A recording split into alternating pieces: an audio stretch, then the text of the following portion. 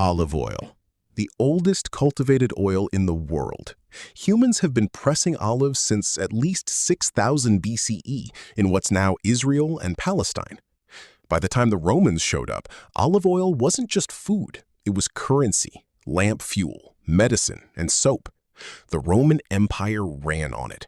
Ships carried millions of amphora of olive oil across the Mediterranean every year, and archaeologists have found olive oil residue in vessels from ancient Egypt, ancient Greece, and Mesopotamia. Extra virgin olive oil is the first cold press of the olive. No heat, no chemicals, just mechanical pressure. The extra virgin classification requires less than 0.8% oleic acidity and has to pass a sensory panel of trained tasters. Most of what's sold as extra virgin in supermarkets fails those tests. A 2010 UC Davis study found 69% of imported extra virgin olive oil didn't meet the standard. It had been diluted with cheaper oils, overheated, or simply too old. Real extra virgin has a peppery burn at the back of the throat. That burn is a polyphenol called oleocanthal, and it has the same anti-inflammatory mechanism as ibuprofen. Virgin olive oil is the second press. Slightly less strict standards. Regular olive oil, sometimes called pure olive oil, is a blend of refined olive oil and a small amount of virgin. It has almost no flavor and a higher smoke point, which is why some people use it for cooking. Vegetable oil. The name is almost meaningless. It's a catch-all for whatever's cheapest to produce at the time, usually a blend of soybean, corn, canola, and sunflower oils.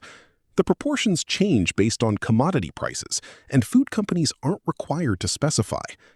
It became America's default cooking oil after World War II, when Crisco and other companies ran massive campaigns convincing Americans that animal fats like lard were unhealthy. The science backing that campaign was later found to be deeply flawed, funded largely by the sugar industry. Vegetable oil is high in omega-6 fatty acids.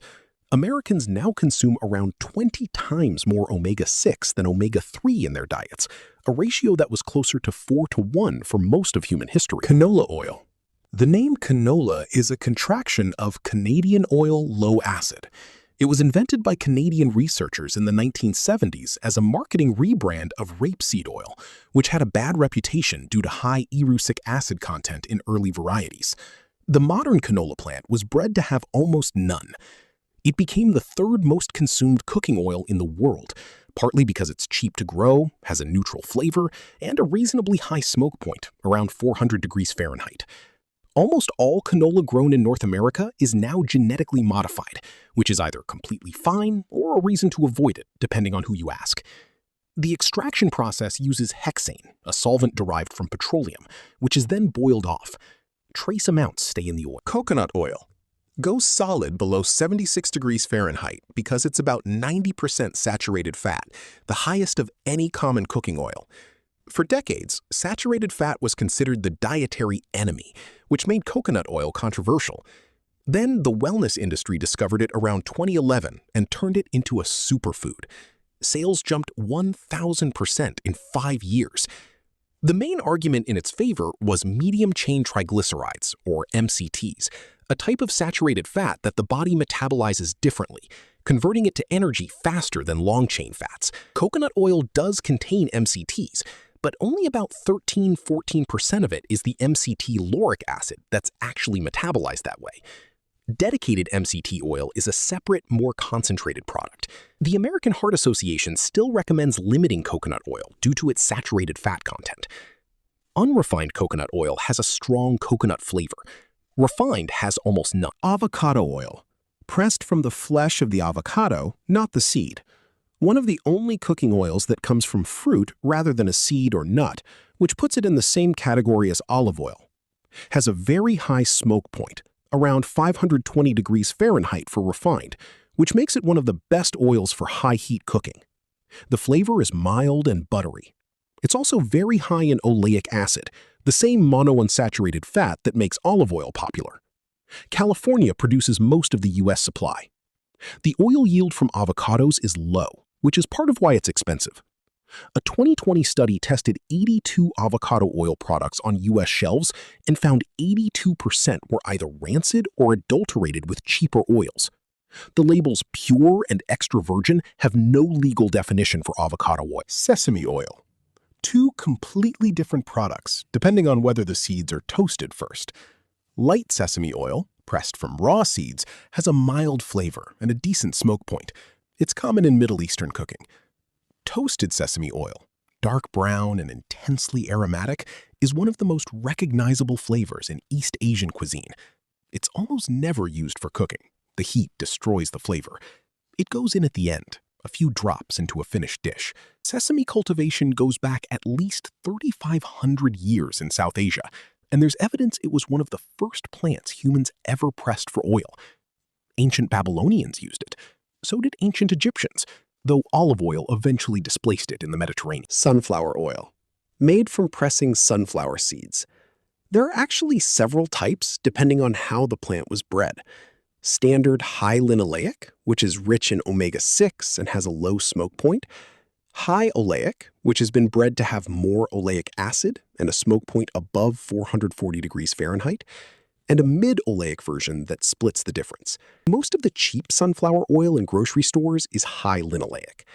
The high oleic versions are more expensive and increasingly popular in food manufacturing because they're more stable.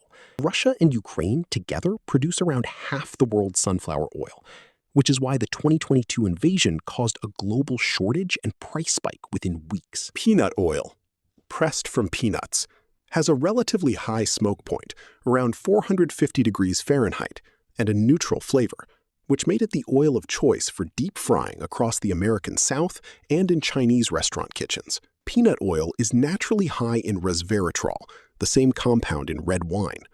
It breaks down slowly at high temperatures, which is why fast food chains like Chick-fil-A still use it. Cold-pressed peanut oil retains more of the natural peanut flavor. Highly refined peanut oil has the peanut proteins removed, which means it's generally safe for people with peanut allergies, though doctors still advise against it. Flaxseed oil has the highest omega-3 content of any cooking oil, around 55–60%. The problem is it's completely unsuitable for cooking because omega-3 fats oxidize and go rancid rapidly at heat. It should be stored in the fridge, used cold, and replaced frequently. Many flaxseed oils sold in stores are already rancid before they're opened. The omega-3 in flaxseed oil is ALA, alpha-linolenic acid, which the body has to convert to EPA and DHA, the forms it actually uses. That conversion rate is low, around 5 to 10%. Still, it's one of the only plant-based omega-3 sources that delivers meaningful amounts, used mostly as a supplement rather than a cooking oil. Lard, rendered pork fat. Not technically an oil, but it dominated Western cooking for centuries before vegetable oil pushed it out. Has a smoke point around 375 degrees Fahrenheit and produces exceptionally flaky pastry because the fat coats flour proteins differently than butter. Generations of grandmothers used it. Then the anti-saturated fat campaigns of the 1950s and 60s essentially erased it from mainstream cooking within a decade. It's made a small comeback among chefs and food writers who point out that unhydrogenated lard has less saturated fat than butter and no trans fats. Leaf lard, rendered from the fat around the kidneys, is the highest quality and has almost no pork flavor. Ghee, clarified butter taken one step further. Butter is simmered until the water evaporates and the milk solids brown and settle to the bottom. Then they're strained out. What's left is pure butter fat with a nutty, caramel flavor and a smoke point around 485 degrees Fahrenheit. It's shelf-stable at room temperature for months because the water and proteins that cause butter to spoil have been removed. Ghee has been central to South Asian cooking and Ayurvedic medicine for over 3,000 years. It costs more than butter and takes time to make, but home cooks can produce it from a pound of unsalted butter in about 20 minutes. The browning of the milk solids during cooking is the same Maillard reaction that creates flavor in seared meat, which is why ghee tastes richer than plain butter. Walnut oil, pressed from walnuts, rich in ALA omega-3s with a deep, nutty flavor that makes it excellent as a finishing oil or in salad dressings. The smoke point is low, around 320 degrees Fahrenheit, so cooking with it burns off the flavor and produces bitter compounds. France produces some of the most prized walnut oil, cold-pressed from the Perigord region. It goes rancid faster than most oils and should be refrigerated after opening. Often used in French cooking the same way sesame oil is used in East Asian cooking, sparingly at the end for flavor. Palm oil. Produced from the fruit of the oil palm, native to West Africa, but now grown mainly in Indonesia and Malaysia. It's in roughly half of all supermarket products: chocolate, margarine, instant noodles, lipstick, soap.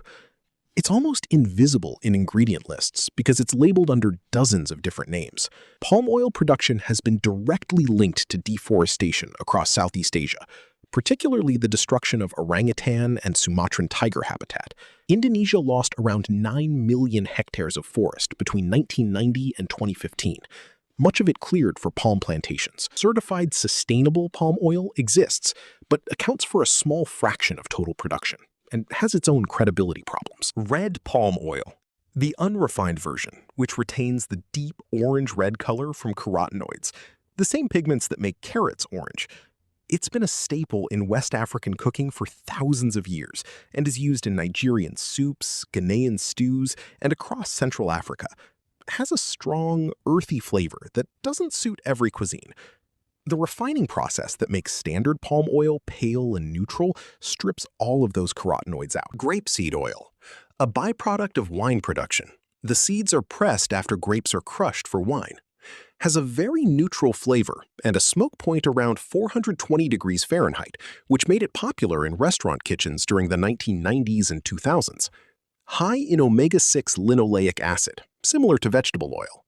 Italy and France are the main producers. The yield from grape seeds is relatively low, so extraction often uses hexane solvents, similar to canola. Tallow, rendered beef or mutton fat. The cooking fat of medieval Europe and colonial America, used for everything from frying to making candles and soap.